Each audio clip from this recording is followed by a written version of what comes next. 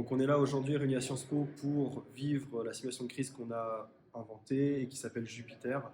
Donc c'est une crise qui se déroule à Dijon pendant la campagne présidentielle 2022. Donc à ce titre, 2 cellules sont mises en place. Premièrement, un centre opérationnel départemental qu'on appelle COD, qui est mis à titre préventif et qui vise à prévoir tout débordement sur le site de l'événement.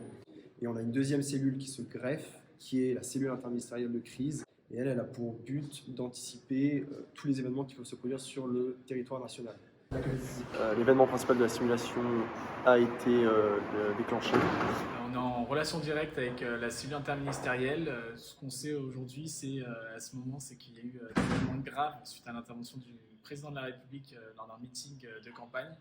On ne peut pas en dire beaucoup plus pour l'instant. C'est juste qu'on a envoyé nos équipes sur place et qu'on essaie de gérer la situation au mieux et de prendre en charge l'ensemble des victimes. Tout l'enjeu de ces simulations, c'est de créer des scénarios qui soient simplifiés, puisqu'on a des intervenants, des participants qui ne sont parfois non initiés à la gestion de crise, mais des scénarios qui ne sont pas simplistes.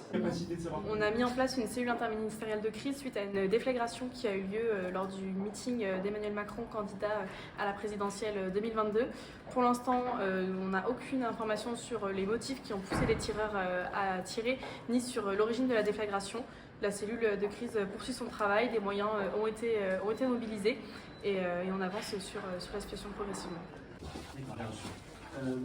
J'ai ordonné l'assaut du RAID, donc, qui va rentrer au niveau du Zénith parce qu'on a eu le retour de multiples explosions à l'intérieur de ce dernier.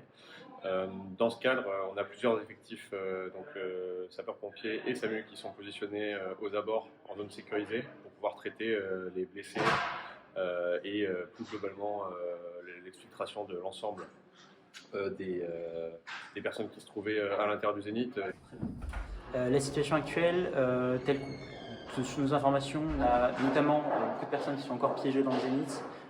Notre but actuellement, c'est évidemment de les faire sortir en minimisant tous les risques qu'il pourrait y avoir, potentiellement de terroristes encore présents, d'explosifs, etc. Donc là, on a des moyens spécialisés qui commencent à arriver sur place d'un peu partout dans la zone. Les joueurs rentrent dans leur dernière heure. Les 2 cellules sont activées. On est vraiment sur, je dirais, le point tournant de la simulation, ce qui va faire qu'au RETEX, on aura une simulation de crise qui aura été plutôt bien gérée ou qui, du coup, peut malheureusement retomber dans la dernière heure. On se découvre vraiment face au stress. La communication avec les autres également est renforcée parce qu'elle est majeure dans des situations où les enjeux sont aussi hauts. Et c'est extrêmement enrichissant au niveau professionnel, je pense, d'assister à une simulation, car elle permet de nous confronter en fait à des situations qui sont extrêmement complexes. Nous appelons donc à l'unité de la France, mais également à l'apaisement.